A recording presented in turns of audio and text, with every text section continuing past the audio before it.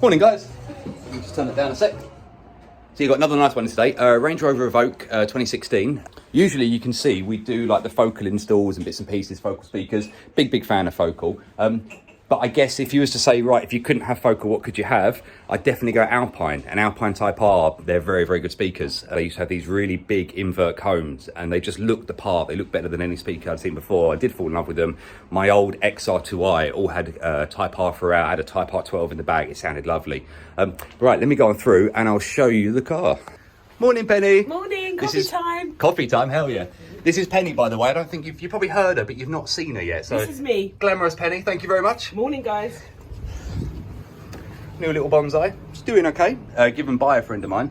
And yeah, starting to bud up nicely. Anyway, enough of that.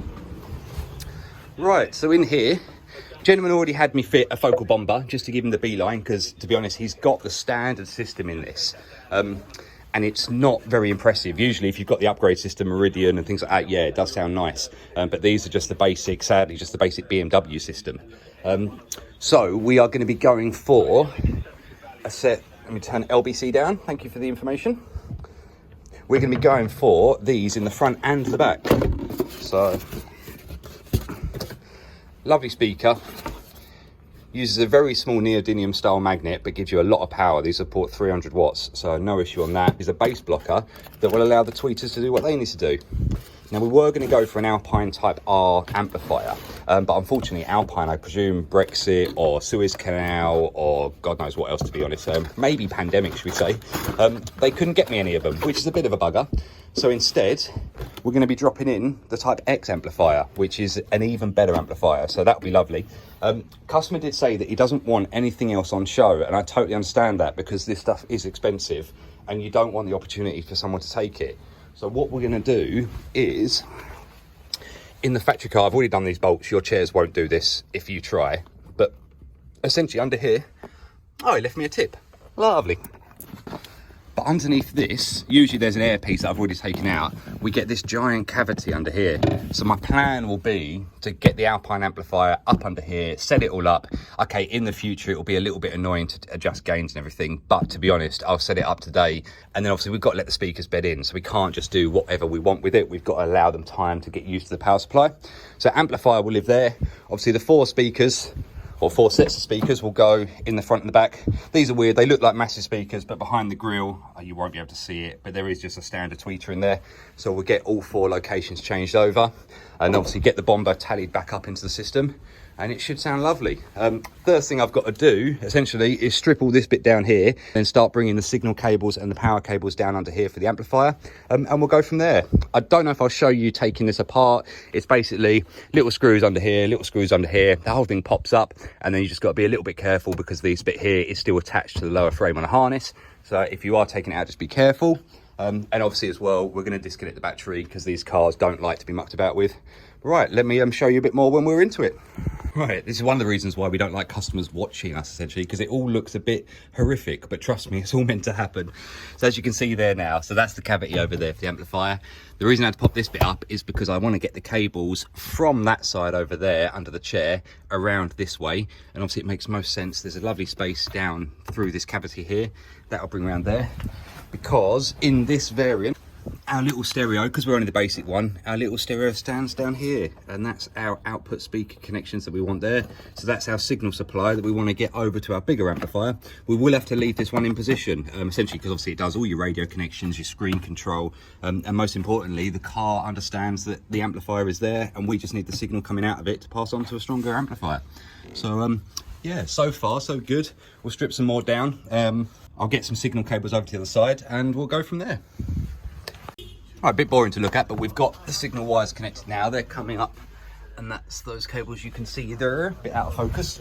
But basically, those will drop around, drop into an SLI4, and then eventually that will bring us out our signal wires here, and then we can use some RCAs to get our signal down there for the amplifier. So all going smoothly. And there we go, we've got the amp down here. So I guess it's a shame because he'll never see it. Once we get the plate over the top of it, we'll just be able to gain access through that little top cover to change any gains and things like that. But yeah, he's not going to see it all. So bit of a shame, but at least he can watch the video and know that the right amp is hiding down here.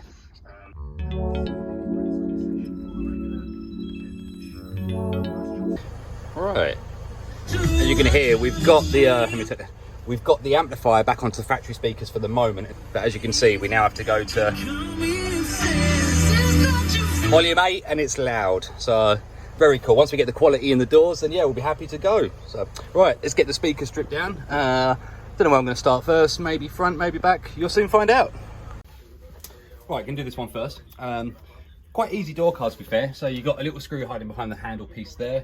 There is one hiding up in the end there, and there's little cap covers that lock in this section, and the whole thing pops forwards. So now all I want to do is pull it out a bit further, get it towards me, and obviously now just be careful when we're disconnecting everything to make sure it does all go back in properly. That's there, and then I think we've just got one more over here.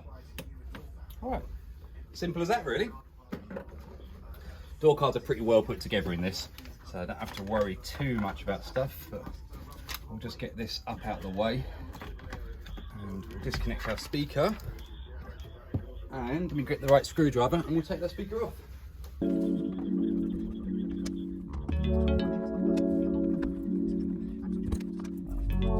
as simple as that really. Right, one thing I'm probably going to do is just have a check to see how much depth we've got before that motor mount. It looks like the motor mount and everything is going to stay up out of the way, but as you can see, these aren't very high profile and our speaker's going a lot further, so we may need to space them forwards a bit. But let's grab a speaker and find out.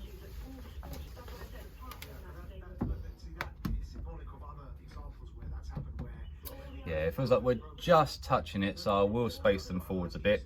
But no, it's going to be a lovely install in there. And right, let's get some rings and a bit of sound deadening on there, although that metal's pretty good to be fair, but we'll get a bit in anyway, and then we'll just work out the fit up and we'll go from there. Just gonna get some sound deadening sheets in on that metal directly behind the speaker, just to give it a bit of help. To be honest, sound deadening all this would be a bit weird because we've got a lot of plastics, a lot of metals, a lot of different surfaces, so it probably won't really require it. And to be honest, these are pretty tough cars. They're not cheap, sort of horrible metal, so it should be fine. Like with any sound deadening, you won't know until you've actually put it all together and let the speakers bed in and actually run it around for a while. But obviously it all helps. So I'll just get a couple of panel pieces in, just the other side of the reinforcement bar in here. You probably can't see, but trust me, it's going in there. And get that all nice and flat. And we'll just get another bit on the lower section. The main design behind this is basically just to give it a bit of meat, so it's got a bit of density behind the speaker, so when the speaker fires forwards and backwards, the reverse sound doesn't end up just making the metal reflect back out on the other side. There's a couple of different ways you can do it. There are different types of sound, different thicknesses. I like using a 3mm thick one, because essentially it's nice and dense. So an Alpine with the Type R's, because they're fantastic speakers, they come with a little adapter plate that's going to line up lovely with our mounting holes. So I'm just going to get some sound deadening on this lip here, mount that up on there, and then the speaker will bolt directly onto there. So it should be good as gold.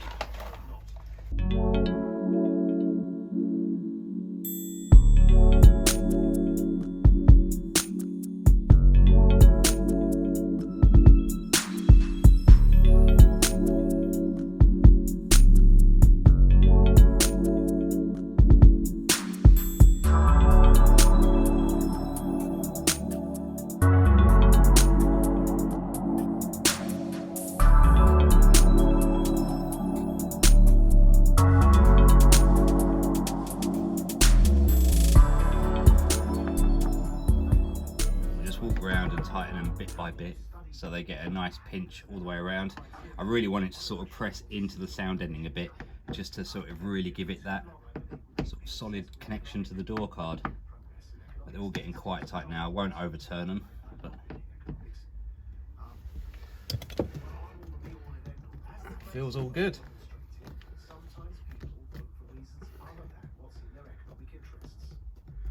Right then. Obviously we've got the input wire here, and they're both black, so we don't know which one's which. So I'll show you a little trick on how you can decipher what the polarity of the speaker is. Now if you're lucky, they've marked it up, but we'll go as if it isn't marked up anyway. and I'll show you a few things in a sec. Right, so all I've got here, AA battery. I don't know if I've showed you this before, and I've got the positive on the red and the negative on the yellow wire there. And all I'm going to do is touch it onto the contacts, so the 2 points under here, and I'm going to watch which way the speaker cone moves. It will move either direction, but we need to see if it goes up first or down first. So as we can see there, as I'm doing this, the speaker is pulling itself down. So that then tells me that there, the one that was on the positive, is actually the negative. And if I do it the other way around, where I bring the positive to the other side, we'll see that the speaker moves forwards first. And basically we want all the speakers firing forward first, which if you ever get asked about phase of speakers, you'll see it will go up first as fine, as it will go down first as fine. I'm going to take that one as being positive.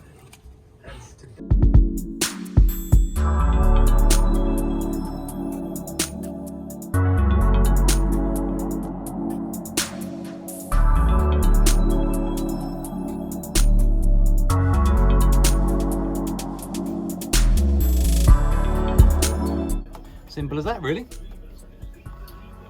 Let's get this all cable tied up, and we'll class that dial as done.